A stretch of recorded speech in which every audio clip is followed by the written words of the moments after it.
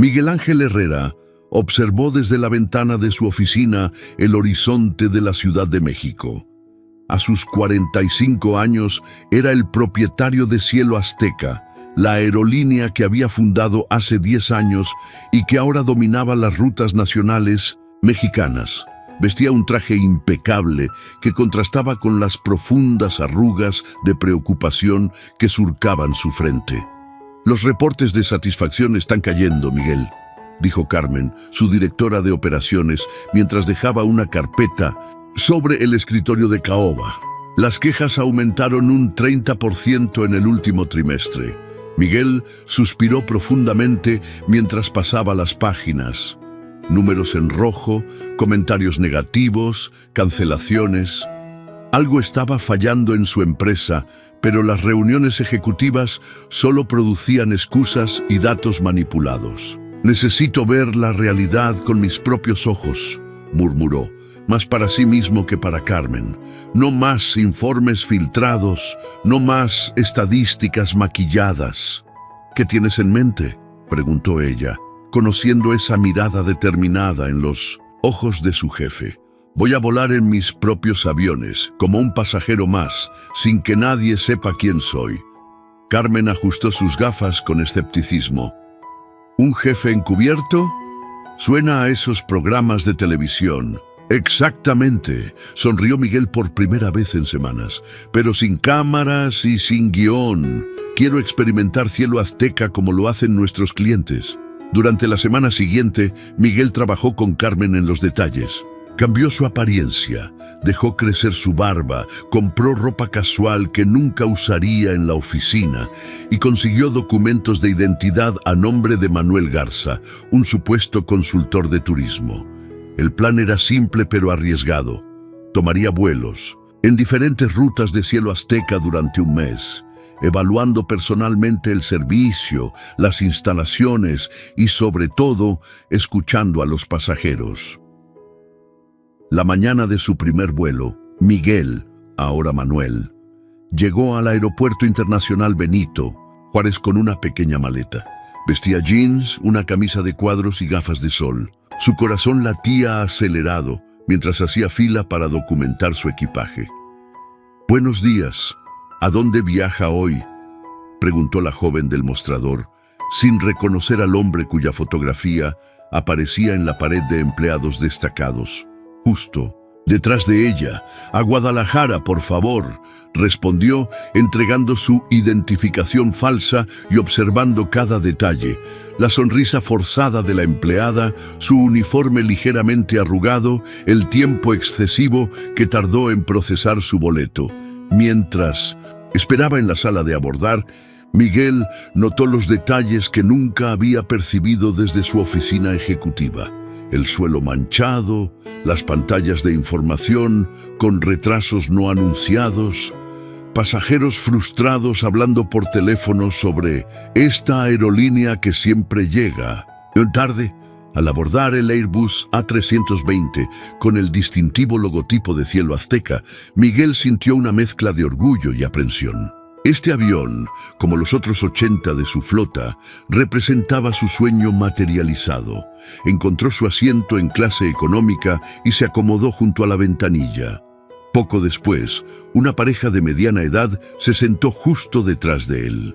Miguel ajustó sus audífonos sin encender música, pretendiendo escuchar algo mientras aguzaba el oído para captar la conversación. «Es la última vez que volamos con Cielo Azteca, te lo juro», dijo el hombre con evidente frustración. 3 horas de retraso la vez pasada y el servicio al cliente fue pésimo. «Si el dueño supiera cómo tratan a sus clientes», respondió la mujer. «Dicen que es un genio de los negocios, pero debe estar tan desconectado de la realidad». Miguel se quedó helado, sintiendo como si le hubieran arrojado agua fría. Realmente estaba tan desconectado. Las palabras siguieron fluyendo detrás de él, cada una como una pequeña daga. «Mi primo trabaja para ellos», continuó el hombre. «Dice que los recortes de presupuesto afectaron todo, el mantenimiento, la capacitación, hasta la calidad de la comida a bordo. Miguel apretó los puños. No había autorizado ningún recorte que comprometiera la experiencia del cliente. ¿Quién había tomado esas decisiones sin su conocimiento?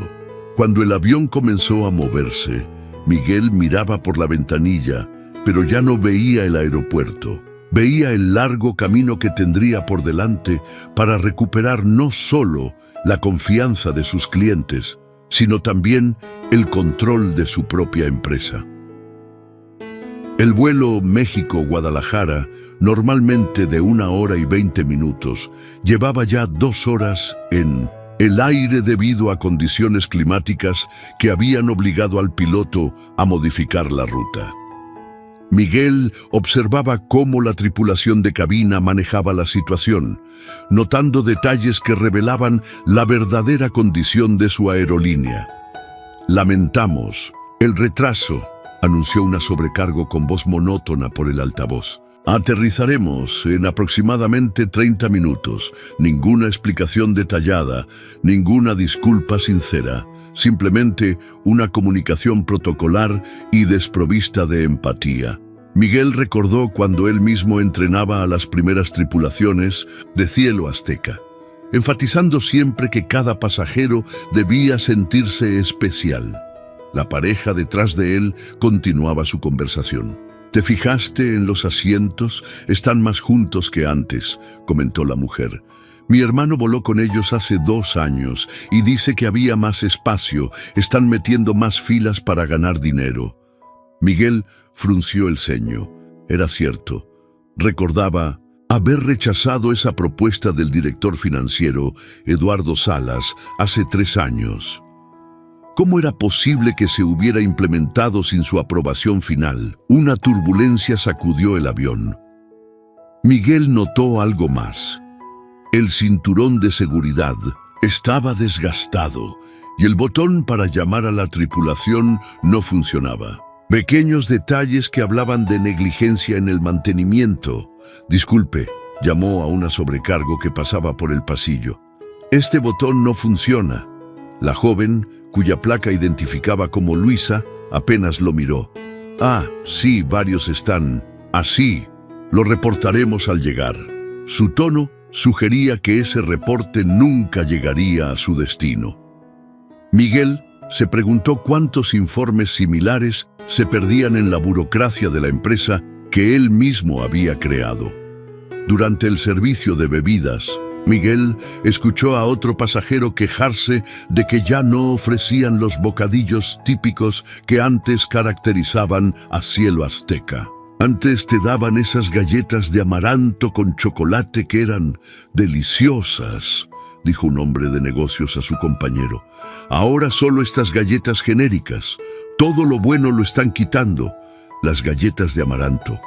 Miguel recordaba haber trabajado con productores locales en Oaxaca para crear ese producto único que representaba lo mejor de la gastronomía mexicana.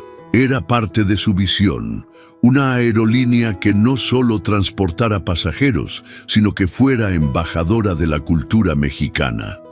Cuando finalmente aterrizaron en Guadalajara, con casi 1 hora de retraso, Miguel observó la reacción de los pasajeros. Rostros de resignación, no de sorpresa, como si los retrasos fueran ya parte de la identidad de Cielo Azteca. En el aeropuerto, se detuvo frente a un kiosco de la aerolínea. Un gran cartel promocionaba el eslogan que él mismo había creado años atrás: Cielo Azteca, elevando la experiencia mexicana. Ahora esas palabras le parecían vacías, casi una burla cruel a los pasajeros que experimentaban una realidad muy distinta. Con determinación, sacó su teléfono y marcó a Carmen. «Necesito los informes financieros de los últimos 3 años», dijo sin saludar. «Todos, sin filtros, y agéndame una videollamada esta noche con los gerentes regionales, que no sepan que soy yo quien la solicita». «¿Encontraste algo?», preguntó Carmen preocupada. Encontré un abismo entre lo que creamos y lo que somos ahora, respondió Miguel, observando cómo los empleados del mostrador de Cielo Azteca trataban con indiferencia a un pasajero que había perdido su conexión. Y voy a descubrir quién nos llevó hasta él. Esa noche, en su habitación de hotel, Miguel revisó documento tras documento, descubriendo decisiones que nunca había autorizado. Recortes presupuestarios que contradecían su filosofía empresarial y un patrón sistemático de desinformación que había mantenido estos cambios ocultos de su supervisión. Un nombre aparecía consistentemente asociado a estas decisiones: Eduardo Salas, el director financiero que él mismo había contratado 5 años atrás, elogiado por su brillantez en la reducción de costos. Miguel cerró su laptop y miró por la ventana las luces de Guadalajara. Mañana volaría a Cancún, luego a Monterrey y finalmente de regreso a Ciudad de México. Cada vuelo sería una pieza más del rompecabezas, y cuando tuviera la imagen completa, tomaría decisiones que cambiarían el rumbo de Cielo Azteca. Porque ahora entendía que no solo estaba en juego su empresa, sino la promesa que había hecho a cada mexicano que compraba un boleto. La promesa de volar con orgullo en una aerolínea que representaba lo mejor de México. El sol se filtraba por los enormes ventanales de la terminal de Guadalajara, cuando Miguel, aún en su papel de Manuel Garza, esperaba para abordar su vuelo a Cancún. Había llegado 3 horas antes, no por precaución, sino para observar detalladamente la operación matutina de Cielo Azteca. Se sentó estratégicamente frente al mostrador principal y fingió trabajar en su laptop mientras documentaba cada interacción entre el personal y los pasajeros. Lo que vio le revolvió el estómago. Empleados que evitaban contacto visual con los clientes, supervisores que pasaban la mayor parte del tiempo en sus teléfonos y un equipo claramente desmoralizado. Durante esas horas, contabilizó 17 quejas diferentes, desde cobros indebidos por equipaje hasta información confusa sobre las puertas de embarque. Solo 3 fueron resueltas satisfactoriamente. Su teléfono vibró con un mensaje de Carmen. Encontré algo. Eduardo ha estado enviando informes diferentes al consejo y a ti. Los números no coinciden. Miguel apretó la mandíbula. La traición era peor de lo que imaginaba. Mientras esperaba en la fila de abordaje, escuchó a una joven empleada disculparse sinceramente con una familia por un problema con sus asientos. Melissa López, leyó en su gafete. Miguel memorizó el nombre. Personas como ella, que mantenían el espíritu original de servicio, serían cruciales para la reconstrucción. Ya en el avión rumbo a Cancún, Miguel aprovechó para hablar con la tripulación, presentándose como consultor de turismo interesado en la experiencia de viaje. ¿Cuánto tiempo llevas en Cielo Azteca?, preguntó a un sobrecargo llamado Javier durante un momento tranquilo del vuelo. 7 años, desde que la aerolínea era pequeña, respondió con una mezcla de orgullo y nostalgia.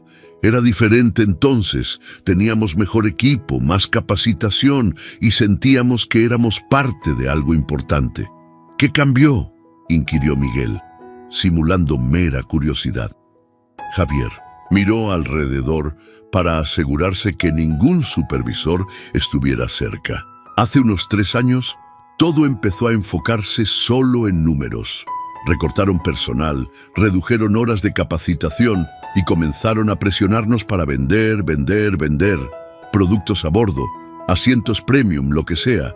Ya no se trata del pasajero, sino de cuánto podemos sacarle. Miguel sintió un nudo en la garganta.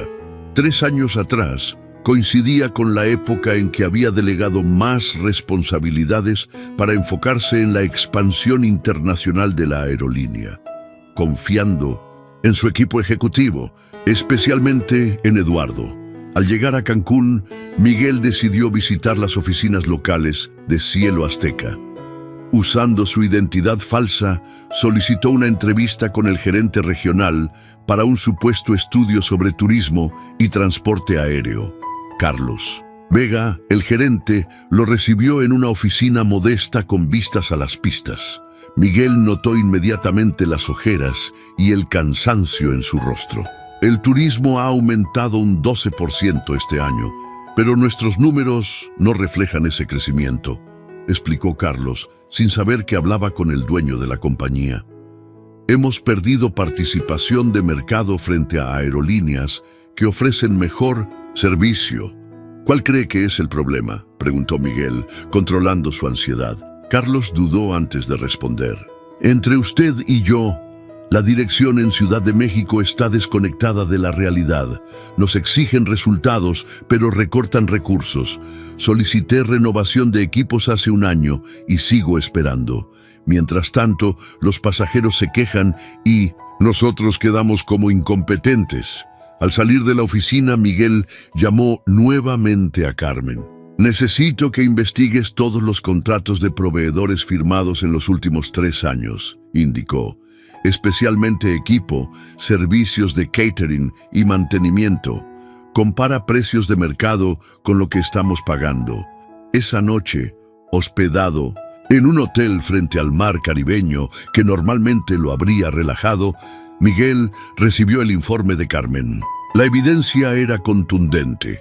Eduardo había firmado contratos con proveedores a precios inflados, muchos de ellos vinculados a una holding empresarial llamada Inversiones Atlántico. Una rápida investigación reveló que Inversiones Atlántico pertenecía parcialmente a la esposa de Eduardo. Conflicto de interés, malversación, fraude, murmuró Miguel mientras conectaba los puntos. Ha estado saboteando mi aerolínea desde adentro, enriqueciéndose mientras destruye lo que construimos. Su teléfono sonó a medianoche. Era Carmen, con voz agitada.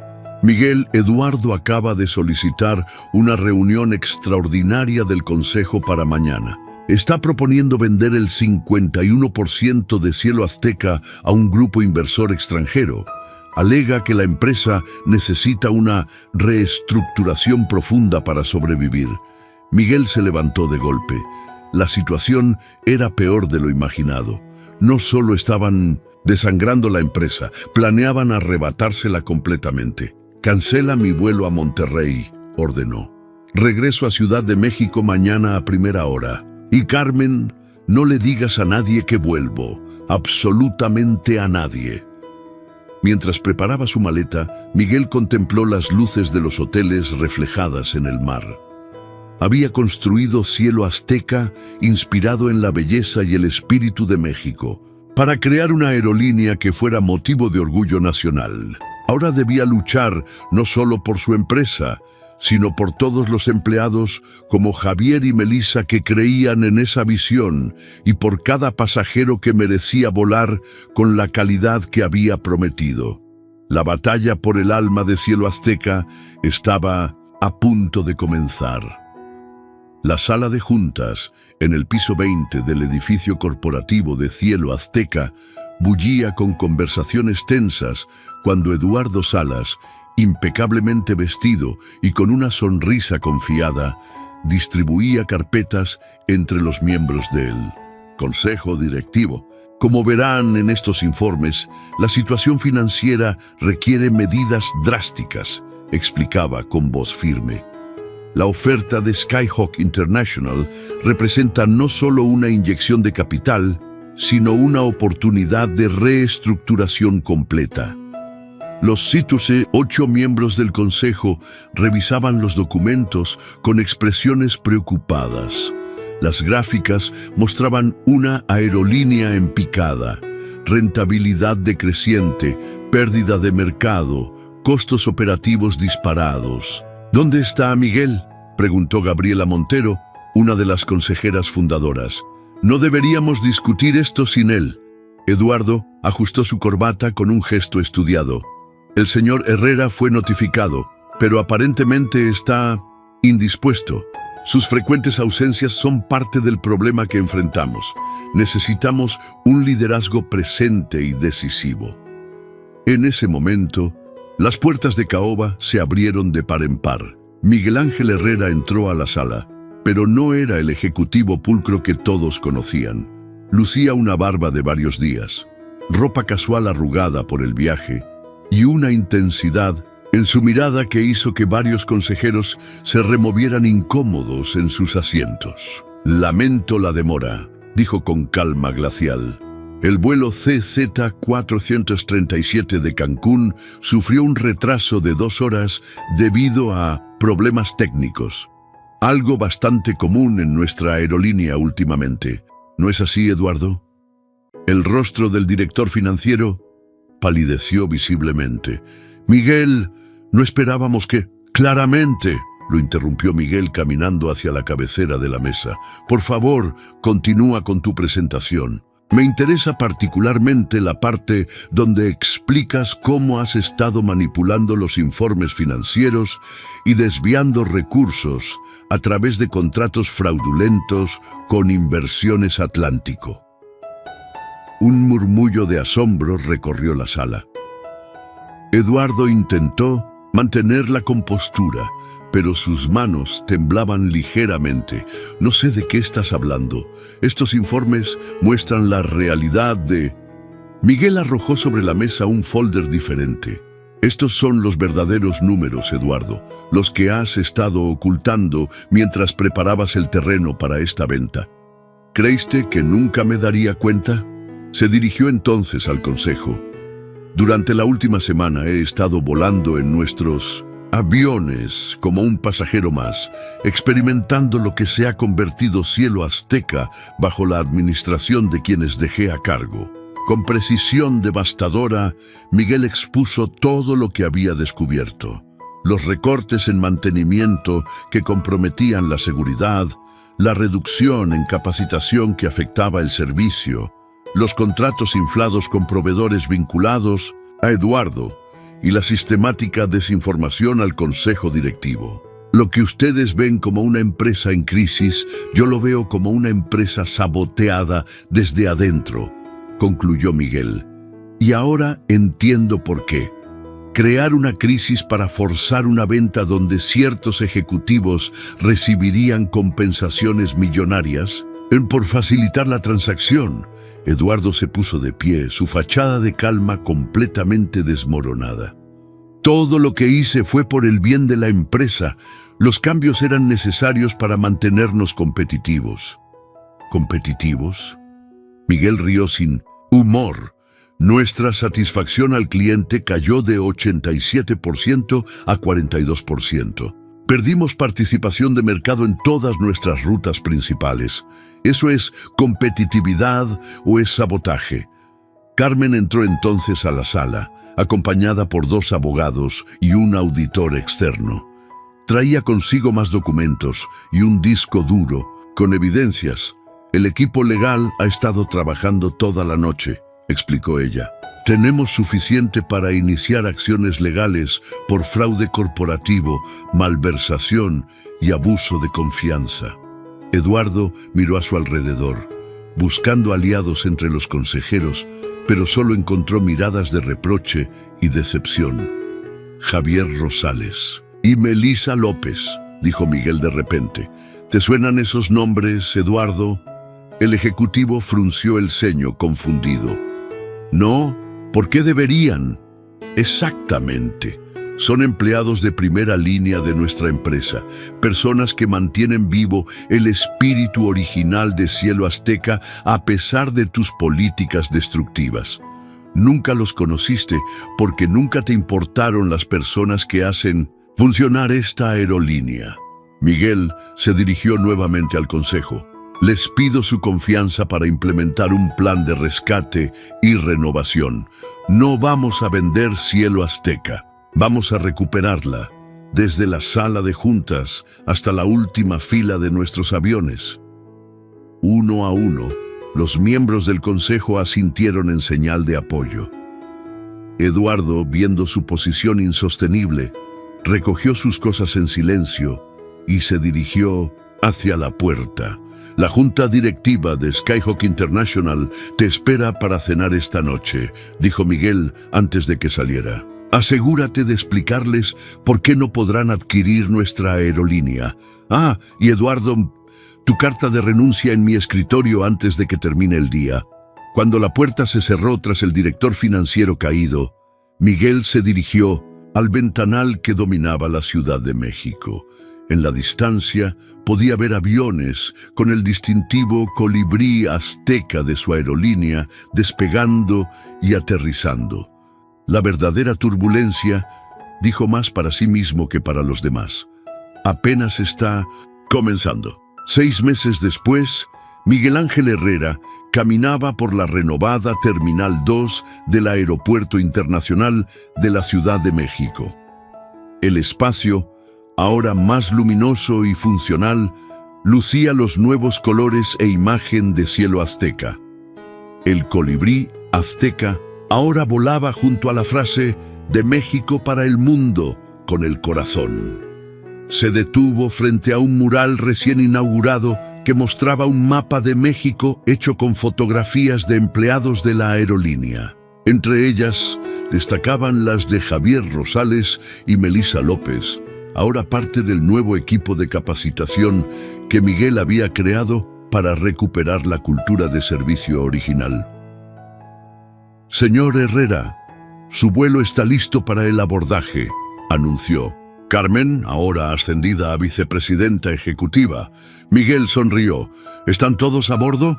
Sí, los gerentes regionales, el nuevo consejo directivo y los empleados seleccionados de cada departamento. Solo lo esperamos a usted.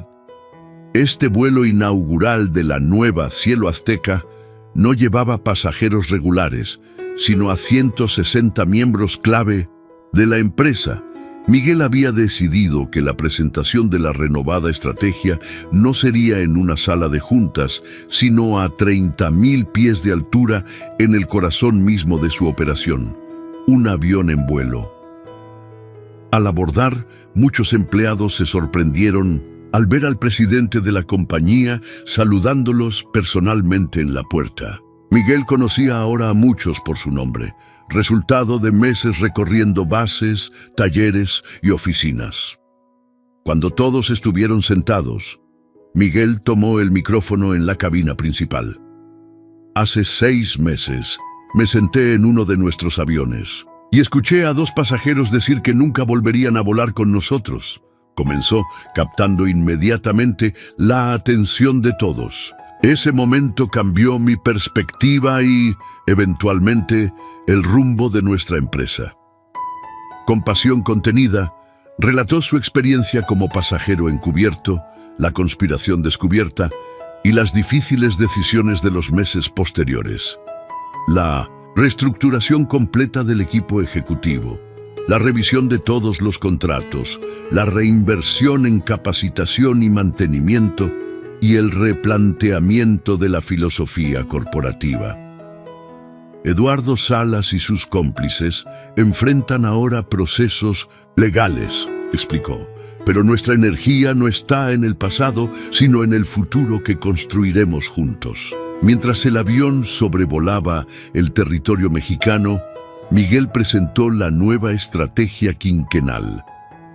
Cielo Azteca se enfocaría en recuperar su esencia como embajadora de la cultura mexicana, mejorando simultáneamente su eficiencia operativa sin sacrificar la calidad. Les presento a la persona que liderará nuestra nueva dirección de experiencia del cliente, anunció Miguel, señalando a una mujer que se levantó entre los asientos.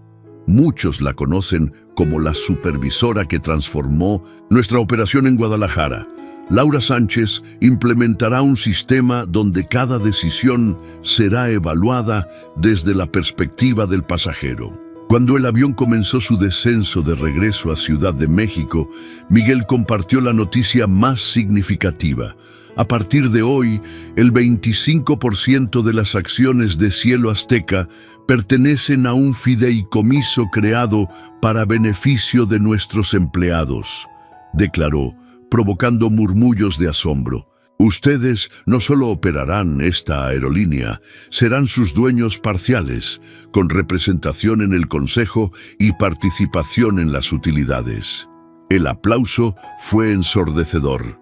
Rostros emocionados, algunos con lágrimas, reflejaban el renacimiento de la esperanza en una empresa que muchos habían dado por perdida. Al aterrizar, Miguel fue el último en desembarcar.